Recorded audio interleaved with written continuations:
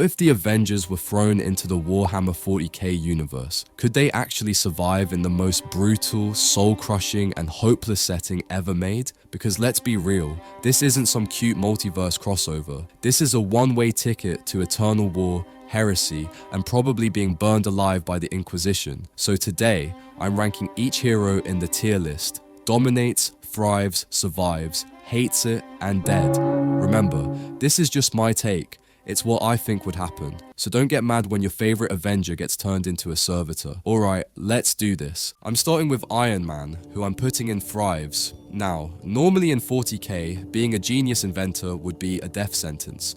The Imperium of Man literally burns people for inventing a screwdriver that's slightly too advanced. But Tony, he'd play it smart. He'd side with the Toe Empire, the one faction that actually believes in progress and science. The Toe are all about the greater good, which sounds exactly like the kind of PR line Tony would use to justify building 50 nukes in his basement.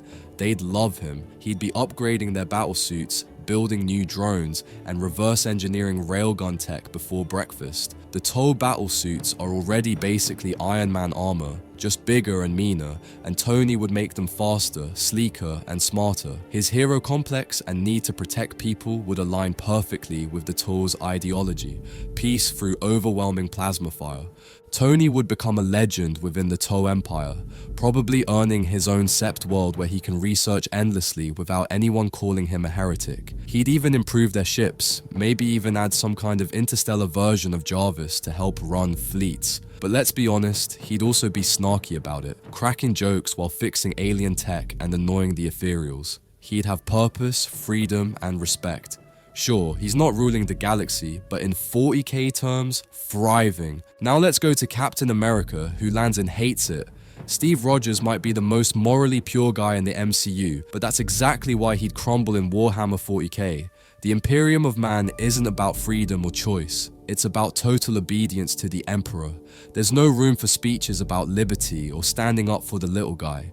If he even tried that, someone would report him to the Inquisition before he finished his second sentence. And let's talk about the science behind him. A genetically enhanced super soldier not made by the Emperor? That's heresy on day one. The Adeptus Mechanicus would want to dissect him to understand his serum, and the Inquisition would probably execute him for existing without authorization. Steve would hate everything about this world. The cruelty, the fanaticism, the way human life means absolutely nothing. He'd try to lead rebellions, to inspire hope, to fight for what's right, and it'd only make things worse. The Imperium doesn't reward heroism, it crushes it. The only way he could survive is by becoming what he despises, a space marine stripped of identity, just another soldier chanting for the Emperor while everything burns around him. He's alive, sure, but he's not Steve anymore. He's just another cog in the war machine, and he would hate it. Next up, Hulk, and yeah, he's a solid dominates. This one's just too easy. Hulk is literally built for Ork society.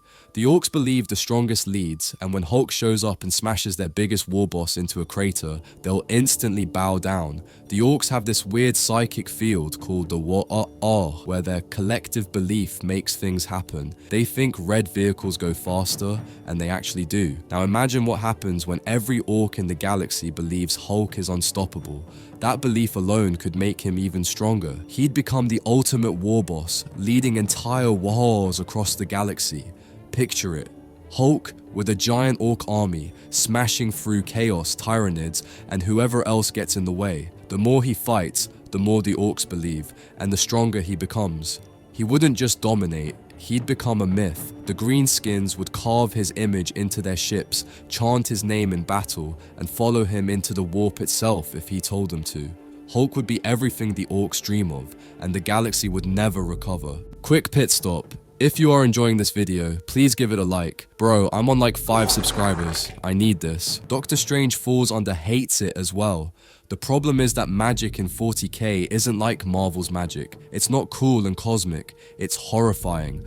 All psychic power comes from the warp. a literal hell dimension full of chaos gods and screaming souls. Every time you use magic, you're basically opening a hole in reality and hoping nothing climbs out. Strange would instantly be labeled a rogue psyker, one of the most dangerous things in the galaxy. The Inquisition would hunt him down, and Chaos would constantly whisper in his ear, tempting him with more power. His time manipulation tricks wouldn't even work. The Chaos gods don't experience time normally, they exist outside of it. He could loop a moment 1,000,000 times, and they'd still see it all happen at once. And even if he tried to be careful, the warp corrupts everyone eventually. His compassion, his morality, it would all rot away the longer he fought against it. In the end, Strange would either fall to chaos, becoming a monstrous sorcerer serving Tzeentch, or get vaporized by a Grey Knight before that could happen. Either way, he'd hate every second of existing here. Let's switch it up with Star-Lord, who goes and thrives. Peter Quill was basically born to be a rogue trader. In 40k, rogue traders are government-approved space pirates. They explore, trade, smuggle, and do whatever they want as long as they occasionally pretend to serve the Emperor. That's literally Peter's entire personality. He'd forge a warrant of trade, assemble a crew of weird aliens and mercenaries, and go on adventures across the galaxy. He'd be rich, infamous, and somehow always one step away from disaster. Rogue traders command fleets and armies, sometimes even space marines. Quill would finally get to be the swaggering space captain he always wanted to be, with actual power this time. He'd thrive under the chaos, cutting deals with Eldar smugglers, running guns for the toll, maybe even flirting with the sister of battle and barely living to tell the tale. He wouldn't be the strongest or smartest in this world, but he'd survive through charm, luck, and sheer audacity. If anyone in the MCU could laugh through the madness of 40k, it's Star-Lord. Moving on to Scarlet Witch, and obviously she's dominates. In a universe where reality itself is powered by chaos and emotion, Wanda is basically a living chaos god.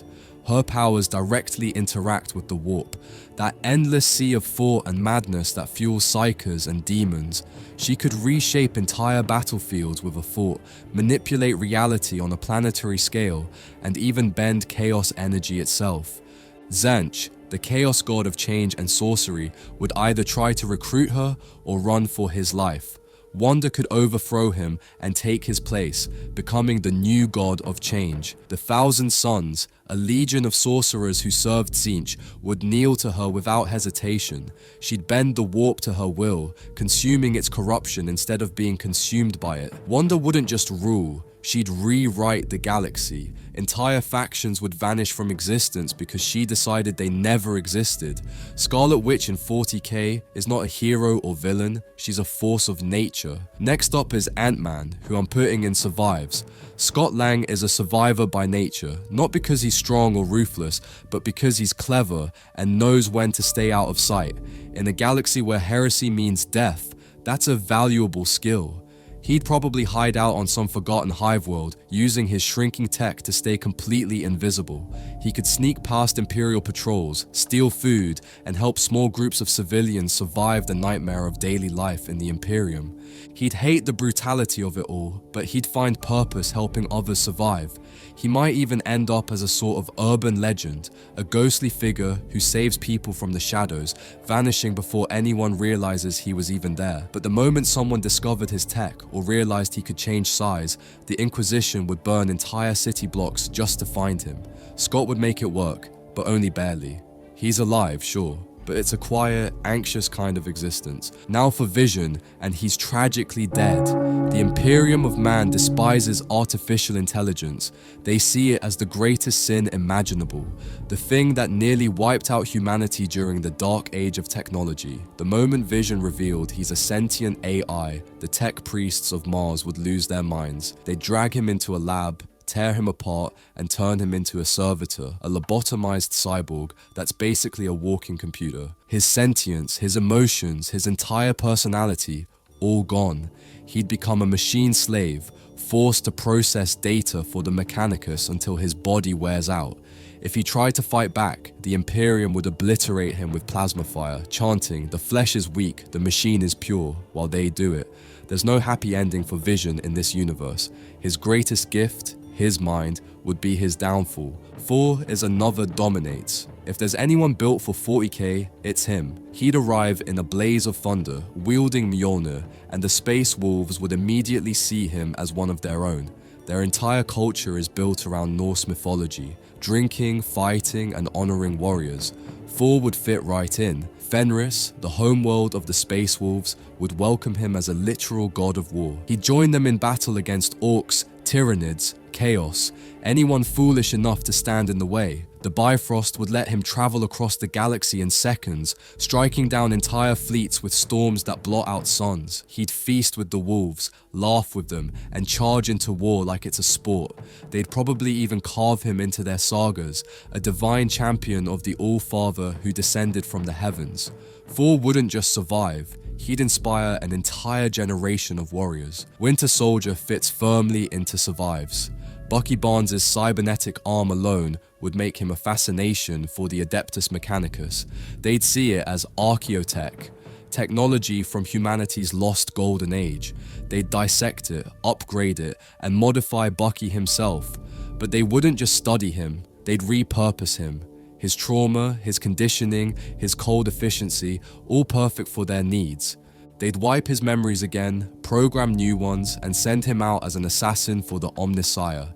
He'd be half man, half machine, fully obedient. In a twisted way, it's the perfect nightmare. He's alive, stronger than ever, but he's lost himself completely. To the Mechanicus, he's not a man, he's a tool, but he'd survive. His skills, his enhancements, and his resilience would keep him functional, even if his humanity is long gone. Now we've got Spider-Man, and sadly, he's dead. Peter Parker doesn't stand a chance in 40k. His moral compass, his compassion, his need to protect the innocent, all of it would destroy him here. The Imperium doesn't tolerate mutation, and Peter's spider powers make him a mutant by their definition. He'd be executed as a heretic the moment anyone found out. He tried to save people, of course. That's just who he is.